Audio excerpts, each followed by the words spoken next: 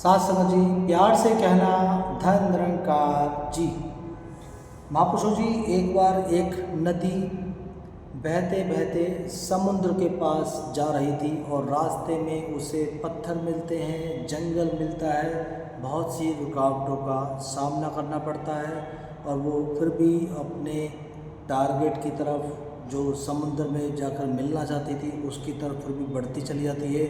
तो एक बार एक पत्थर ने उससे पूछा कि नदी, एक बात बताओ, आप इतनी दूर से बहती बहती आ रही हो, आपको इतनी सारी रुकावटें मिल रही हैं, क्या आप कहीं ठहर नहीं सकती, कहीं रुक नहीं सकती? तो नदी मुस्कुराई और उसने बोला, नहीं, मैं ठहर भी नहीं सकती और ना ही कहीं रुकूंगी। अगर मैं ठहर गई तो ठहरने के बाद मैं दूषित हो जाऊंगी, मेरे अंदर से बदबू आएगी, स्मेल आएगी और वो मुझे गवारा नहीं। मुझे जीवन में आगे बढ़ना है और आगे बढ़ते रहने से, बहते रहने से मेरा जल भी अच्छा रहेगा, स्वच्छ रहेगा और मैं जीवन में आगे की तरफ बढ़ती चली जाऊंगी।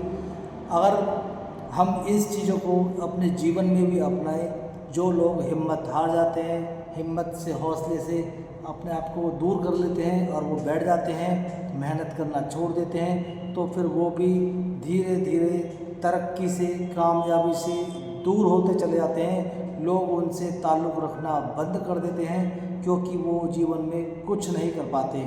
इसलिए अपने जीवन में रुकना नहीं है, ठहरना नहीं है, हमेशा चलते रहना है, मेहनत करते रहना है, अपनी पॉजिटिव सोच के साथ, सकारात्मक साथ, अपने हौसलों के साथ, अपने हौसलों को बुलंद करके अपनी राह पे चलते रहना है। और कितनी भी मुश्किलें आए, रुकावटें आए, हमें रुकना नहीं है, क्योंकि जो रुक जाता है तो समझ लो उसका जीवन रुक जाता है, वो जीवन में कुछ नहीं कर पाता। इसलिए चलने का नाम जीवन है। जैसे नदी बहती बहती समुद्र तक पहुंचती है, ऐसे ही आपको चलते चलते अपने टारगेट्स तक, आपके जो भी टारगेट्स हैं, आपको उन तक पहुंचना है। चाहे कितनी भी बाधाएं आए, चाहे कितनी रुकावटें आए, चाहे कितनी भी मुश्किलें आए, लेकिन आपको नदी के समान बहते बहते जाना है, ठहरना नहीं है।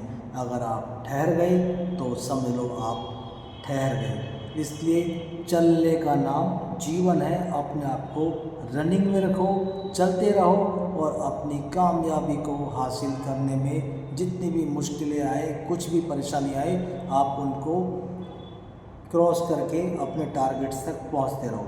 साथ संग जी, प्यार से कहना धन निरंकार जी।